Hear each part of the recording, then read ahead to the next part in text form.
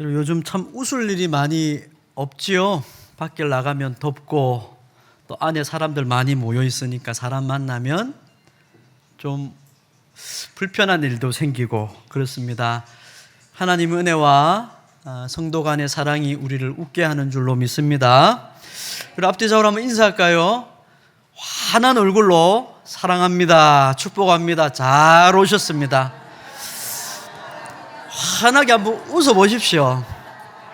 이럴 때 아니면 언제 웃겠습니까? 환하게 우리 성도들 만날 때 웃으시기를 바랍니다.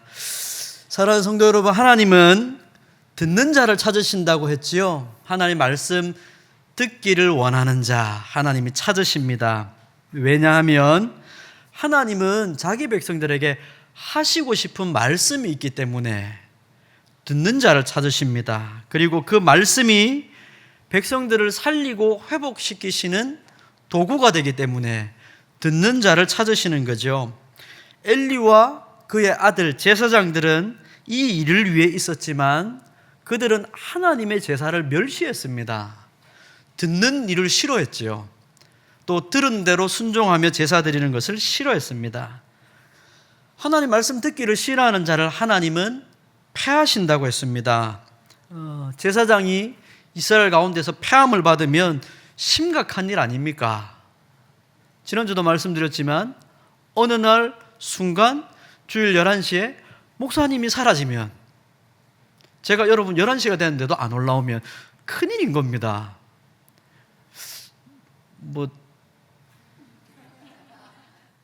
내가 하면 되지 그러시면 곤란합니다. 목사님이 없으면 큰일인 겁니다. 똑같은 거죠. 제사장이 폐함받으면 심각한 일입니다. 그러나 하나님은 소망의 불을 꺼트리시지 않습니다. 그것은 우리 하나님의 사랑과 신실하심이 우리를 향하여서 멈추지 않기 때문에 그렇습니다. 하나님은 우리를 향하여 언제든 신실하시고 언제든 넘치는 사랑으로 우리를 대하시기 때문에 우리 가운데 어떤 일이 벌어진다 할지라도 소망의 불은 완전히 사라지지 않습니다. 여러분, 우리 인생이 망해도 우리 소망의 불은 꺼지지 않습니다. 우리 전에 들은 말씀을 떠올려 보면 왜 그렇습니까? 하나님은 죽이기도 하시지만 살리기도 하시는 하나님이시니까 죽어도 이 다음은 안 나오시네요. 죽어도 사는 겁니다. 그래서 초대교회 성도들이 예수 전하면 죽는다라고 했을 때도 복음을 전하는 겁니다. 부활하신 예수님을 믿었고 보았고 경험했기 때문에 육체를 죽이는 자를 두려워하지 않는 겁니다. 몸과 영혼을 함께 능히 멸하실 수 있는 분을 두려워하는 겁니다. 죽이기도 하시지만 살리기도 하시는 겁니다. 죽었다 싶어도 살리시는 하나님을 붙들면 사는 겁니다. 하나님은 여전히 이 상황 가운데 백성들을 붙들고 향하여 말씀하시고자 하셨습니다. 듣지 않는 이스라엘 백성들을 향하여 일순간 하나님은 말씀을 걷어가셨고 묵시를 보여주지 않으셨고, 그래서 계속 이방 민족들로부터 고통을 받고 있었지만 하나님은 백성들을 영 버리시지 않습니다. 불쌍히 여기시죠. 그래서 때때마다 사사들을 세워주셨고 이제 마지막 사사인 사무엘을 세우시는 겁니다. 제사장을 폐하시지만 하나님이 그 말이 너희를 완전히 버렸다는 뜻이 아닌 겁니다. 또 다른 말씀을 듣고 전할 자인 사무엘을 세우시는 겁니다. 그러니까 여러분, 우리 시대에 교회들을 보고 우리가 늘 걱정도 하고 염려도 하고 우리가 기도도 하지만 그럼에도 불구하고 하나님의 교회는 망하지 않습니다. 여러분, 이걸 믿어야 됩니다. 하나님의 교회는 망하지 않습니다. 물론 지역교회 교회들마다 망하기도 하지요. 하나님의 말씀을 듣지 아니하고 순종치 아니하고 그분의 거룩한 뜻을 저버리면 어느 교회는 망하기도 합니다. 그러나 이 땅에 있는 하나님의 교회가 완전히 망하는 일은 일어나지 않습니다. 하나님의 교회를 지키십니다. 어느 교회는 폐하시지만 하나님이 하나님 말씀 듣는 사람들을 세우시고 소수의 무리지만 남겨두시는 겁니다. 하나님은 사무엘을 부르시고 세우십니다. 마지막 사사입니다. 그를 통해 하나님 나라를 완전히 회복하고 부흥하게 만들 왕, 하나님의 마음에 합한 자를 왕으로 세우시려고 준비하시는 겁니다. 그래서 사무엘 상이 다윗이 좀 있으면 등장을 합니다. 하나님의 마음에 합한 자 다윗을 세우시기 위해. 먼저 사무엘을 하나님은 선지자요 사사요 제사장으로 부르십니다.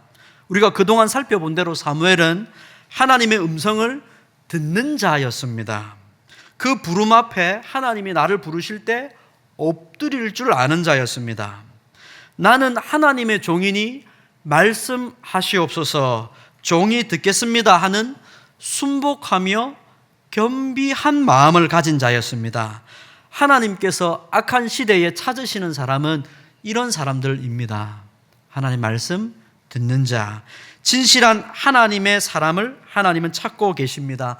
바로 여러분이 이런 사람들이 되시기를 주님의 이름으로 축복합니다. 또 여러분의 가족들과 여러분의 손녀들, 자손들, 자녀들, 가족, 자녀, 자손들이 이와 같은 사람이 되기를 바랍니다. 하나님은 사무엘을 부르시기 위해 그 이전부터 신실한 그의 부모를 통해 양육하고 계셨습니다. 그의 어머니 한나의 기도와 신앙교육, 이 모든 것을 하나님은 사용하셨지요. 하나님이 섭리하셔서 타락한 시대에 사무엘을 길러가시는 겁니다. 그러니까 내가 사무엘이 아니라도 나는 사무엘의 엄마 같은 사람이 될 수도 있는 겁니다. 나를 통하여 신실한 사무엘과 같은 자녀들을 기르고 양육하고 때가 되어서 하나님의 부름을 받는 아들로 드리는 자, 이런 사람으로 하나님 우리를 세우시는 거죠. 우리 하나님께서 우리 통영성민교회와 주일학교, 교회 안에 있는 믿음의 가정들을 통하여서 섭리하셔서 역사하셔서 우리 시대의 사무엘과 같은 사람들이 우리 교회를 통하여서 많이 나올 수 있도록 여러분 기도해 주시기를 부탁드립니다. 우리 주일학교에서 여러분 꼭 기도해 주십시오. 주일학교 몇 명, 많은 숫자는 아닙니다만, 여러분 악한 시대에는 숫자가 많은 것이 중요한 게 아닙니다. 한 사람이라 할지라도 신실한 사람이 세워지는 것이 중요합니다. 많은 사람들이 모이는 것이 우리의 자랑거리가 되어서는 안 됩니다. 신실한 한 사람이라도 반듯하게 서 있는 교회, 그런 통영성민교회가 되도록 여러분 기도 부탁드립니다. 말씀으로 다시 돌아와서 우리 하나님은 그렇게 겸손한 마음으로 하나님의 말씀을 듣고 순종하며 청종하며 순복하는 자를 찾으십니다. 사무엘을 부르셨죠. 그를 세우셔서 하나님께 듣고 들은 대로 전하여서 하나님의 백성들을 다시 일깨우고 새롭게 하기를 원하십니다. 여러분, 이 일을 위해서 두 가지가 필요하다 그랬죠. 두 가지가 뭐였습니까? 첫 번째, 무엇이었습니까? 백성들에게 생명의 말씀을 전해야 될 사무엘이 하나님의 말씀을 잘 들어야 되고 들은 대로 전하는 담대함이 있어야 된다 그랬습니다. 그죠? 이게 첫 번째입니다. 두 번째는 뭐가 필요합니까? 하나님의 백성들이 세움을 받은 사무엘을 하나님의 사람으로 알고 그의 말에 귀를 기울여야 되는 겁니다. 이게 두 번째입니다. 그래서 하나님은 사무엘에게 주신 말씀대로 역사하신다고 그랬지요. 오늘 말씀에 여러분 19절을 보시면 19절에 이렇게 되어 있습니다. 사무엘이 자라매 여호와께서 그와 함께 계셔서 그의 말이 하나도 땅에 떨어지지 않게 하셨다고 얘기합니다. 이 말씀은 사무엘을 위한 것이 아니라 백성들을 위한 겁니다. 사무엘의 입에서 나오는 말씀이 하나도 땅에 떨어지지 않는 이 일을 통해 백성들이 진짜 하나님의 말씀, 저 사람의 입을 통해 나오는 말씀이 하나님의 말씀이구나, 들어야겠구나, 순종해야겠구나, 백성들이 이 마음을 갖도록 하나님이 역사하신 겁니다. 하나님이 사무엘에게 주신 말씀대로 이 일을 위해 역사하신 거지요. 그와 함께 계셔서 하나님의 말씀을 들은 대로 전할 때, 들은 것을 전하는 겁니다. 여러분, 들은 것이 없는 사람은 자기 얘기합니다. 여러분, 목사들을 유심히 잘 살펴보시면 성경을 얘기하지 않고 자기 경험과 자기 얘기하는 사람들이 있습니다. 들은 것이 없어서 그렇습니다. 말씀을 통해 들은 것이 없으니까 자기 풍어를 얘기합니다. 잘 들으십시오, 여러분.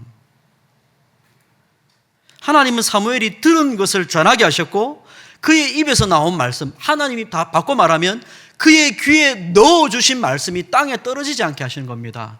하나님 말씀이 땅에 떨어질 리가 있습니까?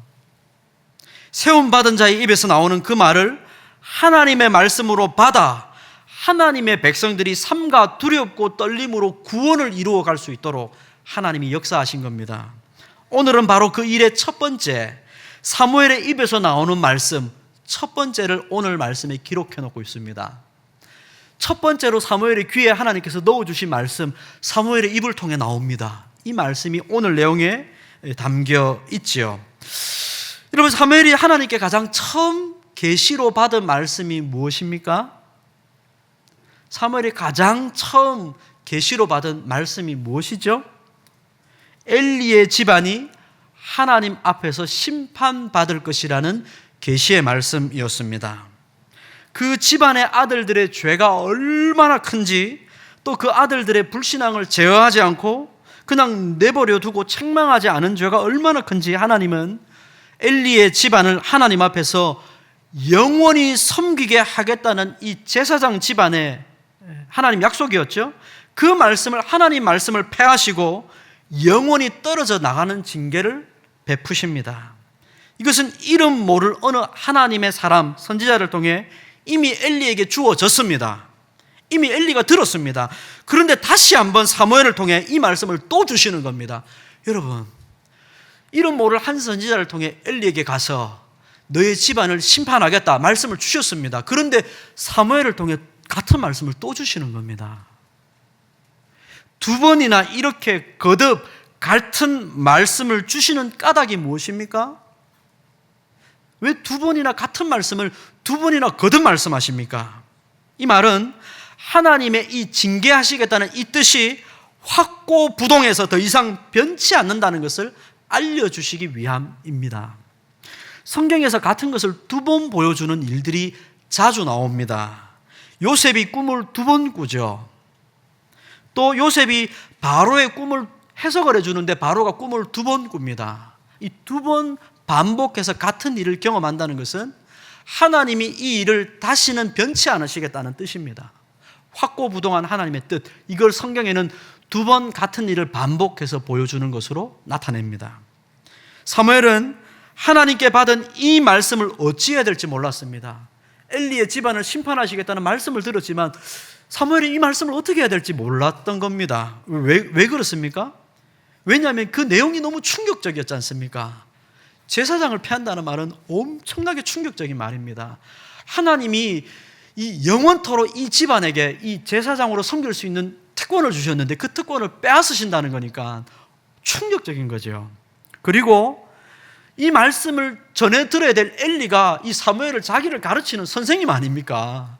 이제 사무엘은 이 성소에 와가지고 제사장으로 교육받는 사람이었고 엘리 대제사장이 이제 이 사무엘을 가르치는 사람이었으니까 그 당사자에게 이 말을 전달한다는 게 너무 어려운 겁니다. 내용도 충격적이고 그 내용이 내가 관계를 맺고 있는 당사자였기 때문에 너무 충격적이어서 전하기가 어려웠죠. 그게 오늘 15절 말씀에 적혀 있습니다. 15절을 한번 보십시오. 사무엘이 아침까지 누웠다가 여호와의 집의 문을 열었으나 그 이상을 엘리에게 알게 하기를 두려워하더니, 이 말을 전하기가 너무너무 두려운 겁니다. 하나님의 말씀이 희귀해졌죠. 이상이 흔히 보이지 않는 시대였습니다. 여호와의 집에서 하나님의 말씀이 막 흘러나가야 되는데 그 문이 닫혀 있었습니다. 그동안 하나님이 말씀을 주시지 않으니까 제사장이 할 말이 없었지요. 마치 문이 닫혀 있는 겁니다. 하나님의 말씀이 흘러가야 될 성소문이 닫혀 있었는데 이제 사무엘이 하나님의 말씀을 듣고 그 문을 열고 나오는 겁니다. 하나님의 말씀이 흘러가기 시작하는 거죠. 하나님의 말씀을 들은 사무엘을 통해 여호와의 집의 문이 열렸습니다. 하나님의 말씀이 흘러나왔습니다. 비록 사무엘이 전할 말씀이 엘리 집안에 대한 하나님의 심판이었지만 사무엘은 결국 엘리에게 이 말을 선언합니다. 그 과정에서 머뭇거리는 사무엘을 보고 엘리가 재촉을 합니다. 너가 하나님의 말씀을 듣고 왔으니까 빨리 좀 나한테 말해줘라. 내가 듣고 싶다. 말해줘라. 사무엘이 머뭇거리니까 더 재촉을 하죠. 빨리 말해라. 괜찮다. 너 들은 말씀 네가 전하지 않으면 너한테 하나님 벌을 내리시기를 원한다. 여러분, 이게 들은 사람의 사실은 이 무거움이죠. 말씀을 듣고 전해야 될 사람들은 들은 대로 전하지 않으면 벌을 받습니다. 아마도 이 엘리가 사무엘을 재촉하는 이유는 제가 추측하기에 그런 것 같습니다. 하나님의 말씀을 오랫도록 듣지 못했던 엘리 제사장은 그 밤에 하나님께서 사무엘에게 말씀하신다는 것을 알았습니다. 사무엘을 부르신 것을 들었으니까 사무엘을 부르신다는 것을 알게 되었고, 그렇기 때문에 하나님 음성 듣기를 원했습니다. 나는 듣지 못했지만 말씀을 들은 이 사무엘이 나한테 말씀 들려주기를 원했던 겁니다. 이유가 뭡니까? 혹시라도 전에 하나님이 선지자를 통해, 이름 모를 선지자를 통해 나한테 심판하시겠다고 말씀하셨는데 하나님이 뜻을 돌이켜 나에게 용서해 주마, 그 말씀 혹시 하실까 봐 듣고 싶었던 것은 아니었을까요? 하나님이 혹시, 전에는 심판을 말씀하셨는데 혹시 나한테 용서해 주신다는 말씀 하셨을까 봐 그 말씀 듣고자 했던 것으로 느껴집니다. 그러나 여러분, 하나님 앞에 이 죄를 회개하지 않고 하나님의 용서의 말씀을 들을 수 있습니까?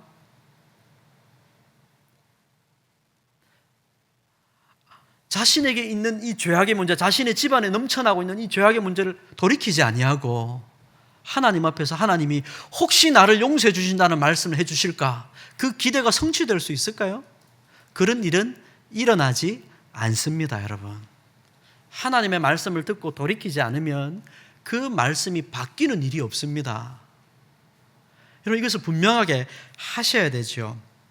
죄를 회개하고 하나님께로 돌아서지 않고서는 그들의 아들들의 죄, 그 문제를 가볍게 대하는 자신의 죄가 용서받지 못하는 겁니다. 사무엘은 자신이 처음 받은 하나님의 말씀을 하나도 숨기지 않고 자세하게 이제 엘리에게 말씀을 알려줍니다. 당신의 집안이 전에 들은 선지자의 말대로 망할 겁니다.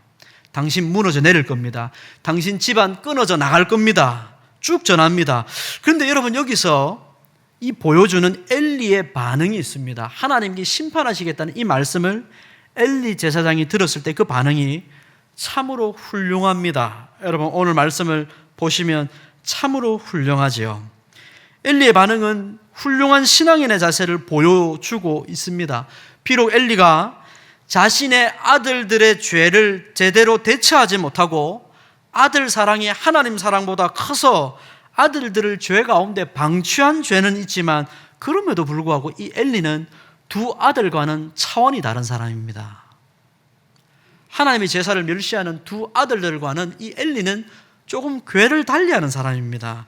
우리는 엘리 제사장이 하나님 앞에서 징계라는 심판을 받아 이 집안이 제사장에서 떨어져 나가게 되지만 결코 이 엘리가 구원받지 못한 사람이라고 이해해서는 안 됩니다. 왜냐하면 그가 오늘 본문에서 보여주는 이 엘리의 반응은 심판 가운데서 구원받는 사람들의 모습을 보여주고 있기 때문에 그렇습니다. 무슨 말입니까? 우리는 엘리의 행동에서 우리가 어떻게 하나님의 징계를 받아야 되는지 잘 배울 수 있습니다. 18절 우리 같이 한번 읽어보겠습니다. 18절입니다. 읽겠습니다. 시작. 사무엘이 그것을 그에게 자세히 말하고 조금도 숨기지 아니하니 그가 이르되 이는 여호와이시니 선하신 대로 하실 것이니라 하니라. 아멘. 엘리는 자기 집안에 임한 일과 자신에게 주신 하나님의 징계에 대해서 하나님 너무 억울합니다. 아니, 제가 지은 죄도 아니고 우리 아들들이 죄인데 아들들만 혼내지 왜 저한테까지 이러십니까? 이렇게 하지 않습니다. 또 혹은 하나님, 우리 아들들이 아직 어려서 그런 것이지 아니 어떻게 이렇게까지 하나님 하십니까? 라고 말하지도 않습니다. 너무하십니다. 억울합니다. 1절 이런 말을 하지 않지요. 엘리는 다만 여호와이시니 선하신 대로 하실 것입니다 라고 말할 뿐입니다. 그는 하나님이 선하시니 하나님 뜻대로 하시는 일이 선한 것이라고 믿었습니다. 하나님이 선하신 분이니 하나님의 말씀도 선하시고 하나님의 행하시는 일도 선하십니다 라고 고백을 하는 겁니다. 여러분, 엘리가 살아가는 시대가 사사시대 아닙니까? 사사시대 사람들은 이렇게 말합니다. 내 뜻대로 사는 것이 옳은 겁니다. 선한 겁니다. 자기 속견에 사는 게 다 각자 자기 뜻대로 사는 거지. 여러분, 우리 시대가 딱 그런 시대 아닙니까? 각자 자기가 원하는 대로 사는 게 인생이지. 무슨 하나님 뜻대로 합니까? 이게 우리가 살아가는 시대거든요. 여러분, 자녀들을 한번 만나면 물어보십시오. 어떻게 사는 인생이 가장 좋은 거냐? 자녀들의 입에서 이거 자기 뜻대로 사는 게 제일 좋은 거죠. 하고 싶은 대로 하고 원하는 대로 되면 그게 제일 좋은 거 아닙니까? 아마 여러분의 자녀들도 그렇게 말하지 싶습니다. 그렇게 말하지 않는다면 하나님께 감사하십시오. 정말 감사하십시오. 정말 복받은 가정입니다. 참 어렵습니다. 자신의 소견대로 하는 것이 선하고 옳다고 믿는 이 악한 시대에, 그 악한 시대에 이 엘리는 하나님이 선하시니 그가 행하시는 일이 선하다고 고백하는 겁니다. 엘리의 믿음이지요. 이것은 엘리가 끝까지 믿고 의지하는 바입니다. 정말 끝까지, 아무리 신앙이 약하여지고 연약하여져도 엘리가 끝까지 붙들고 있는 이 신앙, 하나님은 선하시다, 하나님이 하시는 말씀과 행하시는 일이 선하시다고 고백하는 겁니다. 심판 가운데서도 소망이 있다고 그가 믿는 거지요. 하나님이 심판을 말씀하시는데 하나님은 선하십니다. 이 심판 가운데서도 하나님이 우리에게 소망이 되실 거라는 것을 제가 믿습니다 라고 고백하는 겁니다. 믿음의 사람들은 여러분 다 한결같이 하나님의 징계 앞에서 다 이렇게 살았습니다. 여러분, 다윗을 생각해 보십시오. 다윗이 얼마나 위대한 왕입니까? 그러나 그 위대한 왕도 연약하고 범죄하기 쉬운 인간에 불과합니다. 자신의 신하 우리아의 아내를 빼앗았습니다. 간음했지요. 우리아를 죽입니다. 자기 죄를 덮으려고 충성스러운 신하를 죽입니다. 살인죄까지 범합니다. 살인했죠. 간음했죠. 속였죠. 하나님 앞에 범죄했죠. 온갖 죄를 저지를 악한 자입니다. 다윗이 그런 사람입니다. 하나님의 심판의 징계를 다윗이 받습니다. 먼저는 자신과 바세바 사이에서 태어난, 간음한 여인 사이에서 태어난 아이, 하나님이 죽이십니다. 첫째 아이를 죽이죠. 심판을 받습니다. 게다가 후에 그의 아들 압살롬이 반란을 일으키는데 그 압살롬의 반역으로 인해서 비참하게 쫓겨다니는 신세가 됩니다. 이것도 하나님께 받은 징계입니다. 분명 반역한 압살롬의 태도는 잘못된 것이지만 다윗의 죄로 인해 일어난 일입니다. 다윗은 그렇게 쫓겨가는 가운데 철저하게 이 일을, 아들 압살롬 어떻게 아비를 반역하냐 이렇게 욕하지 않습니다. 여러분, 아들이 반역을 해서 쫓겨다니면서도요, 다윗이 아들을 욕하지 않습니다. 아들을 비난하지 않죠. 또 쫓겨가는 자신을 험담하고 비난하는 시므이라는 사람이 있었는데 자신의 부하들이 이 시므이를 칼로 쳐 죽이겠습니다라고 말하는데 놔두라고 말합니다. 왜 그렇습니까? 다윗은 하나님께서 이렇게 하시는 일이 내 죄악 때문에 이렇게 하신다고 철저하게 받아들이는 겁니다. 인정하는 거죠.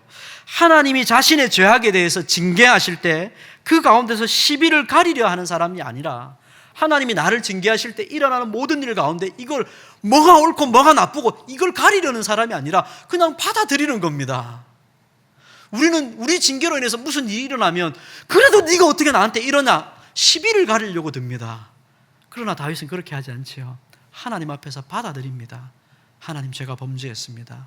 하나님께서 선하시니 하나님이 하시는 모든 일이 선합니다. 받아들이는 거지요. 다만 자신에 대해서 하나님의 처분을 달게 받는 자였습니다. 이것은 하나님의 선하심을 굳게 믿는 자만이 가능한 겁니다. 여러분, 하나님의 선하심을 믿지 못하면 우리 인생 가운데 일어나는 일을 어떻게 이렇게 받아들입니까? 여러분, 우리 인생 가운데 어떤 사람과의 관계에서요, 조그만 어떤 일이 일어나도요, 사람들은 시비를 가리려고 듭니다. 시비를 가리려고 들죠. 네가 옳으냐 내가 옳으냐.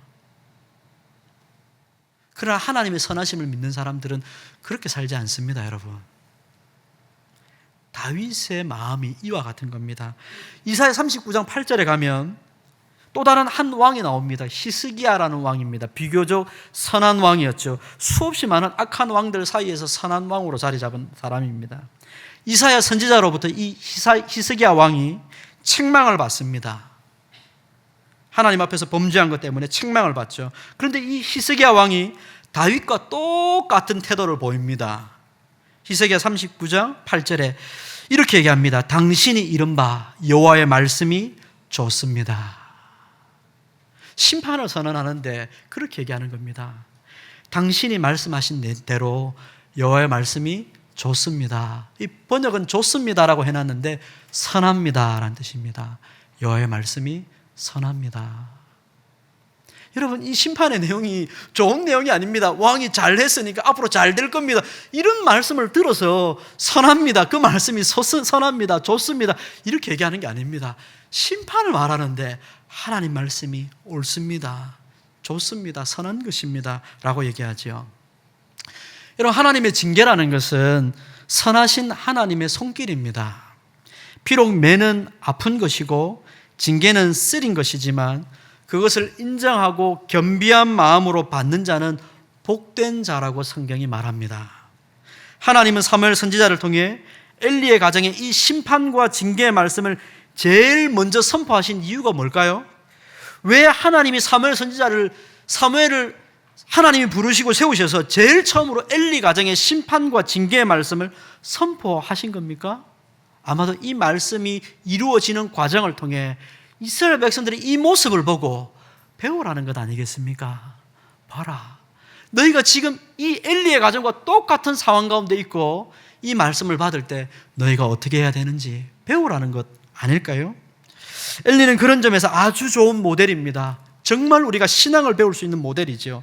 우리 하나님은 참으로 죽이기도 하시고 살리기도 하시는 하나님이십니다. 서울에 내리기도 하시고 거기에서 올리기도 하시는 하나님이십니다. 심판하시는 하나님 앞에서 겸손함으로 우리 자신을 인정하고 우리의 허물과 죄를 고백하는 것은 바로 심판하시는 하나님이 우리를 살리시는 하나님이시고 우리를 회복하시는 하나님이시기 때문에 우리가 늘 죄를 고백하며 사는 것 아닙니까?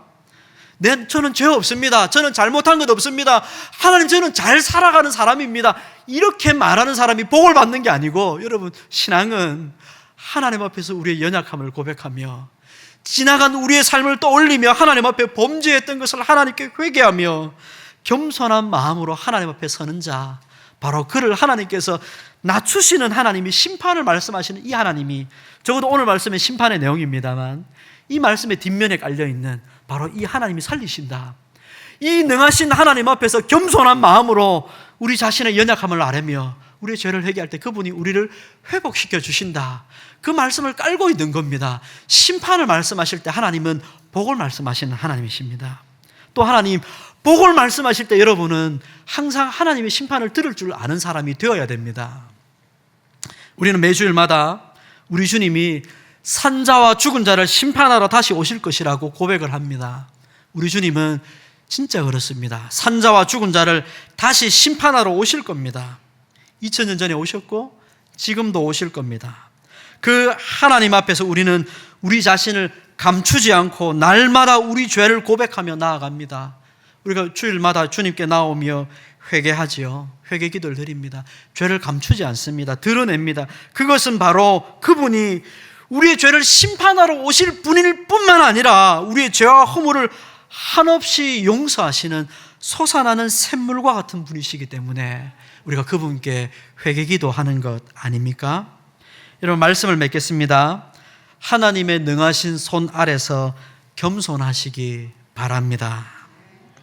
듣는 자가 복된 것은 그가 기꺼이 하나님의 능하신 손 아래서 순복할 줄 알기 때문에 그렇습니다. 나는 잘못한 것이 없고 다 저 사람 잘못입니다 하는 태도로는 내 인생에 역사하신 하나님의 손길을 깨달을 수가 없습니다. 여러분, 우리 인생 가운데 하나님께서 징계를 하셔도 마음이 완악하면 하나님의 손길을 깨달을 수가 없죠. 저는 잘못한 거 없습니다. 저 사람이 다 잘못한 건데. 우리 자신을 돌아볼 길이 없는 겁니다. 그러나 능하신 하나님의 손 안에서 겸비한 자는 우리 삶에 일어나는 일들 때문에 늘 우리 자신을 돌아보고 반추하며 회개하며 하나님 앞에 회복되는 삶을 살아갈 수 있게 되는 것입니다. 엘리와 같이 하나님의 선하심을 믿으시고 그분의 행하심은 어떤 것이든지 간에 선하기 때문에 비록 내가 매를 맞는 삶을 지금 이 순간 살아갈지라도 하나님 아버지의 선하심과 사랑을 믿으며 겸손히 징계를 수용하고 회개로 나아가는 것이 복된 삶인 줄 믿으시는 여러분이 되시기를 주님의 이름으로 축복합니다. 기도하겠습니다. 자비로우신 하나님 아버지, 우리의 마음에 겸비함을 허락해 주옵소서. 우리가 겸손하며 겸비한 인생이 되기를 원합니다. 주님, 우리가 늘 교만하여서 나는 잘못한 것이 없고 저 사람이 늘 잘못했습니다 하는 마음으로 아버지 시비만 가리는 인생이 되어서 하나님의 손길을 잘 깨닫지 못할 때가 많았음을 아버지 회개합니다. 우리 인생 가운데 하나님의 겸비한 마음을 우리 마음에 품고 하나님의 손은, 하나님이 행하시는 일은, 하나님의 말씀은 어떤 것이든지 간에 선합니다. 옳습니다. 아버지 인정하며 아버지 우리 삶에 일어나는 모든 일들을 돌아보며 늘 회개와 겸손과 오래 참음으로 하나님의 복을 누리며 죽이기도 하시는 하나님 앞에서 살리기도 하시는 하나님을 경험하는 우리 인생이 되게 도와주옵소서. 예수님의 이름으로 기도합니다. 아멘.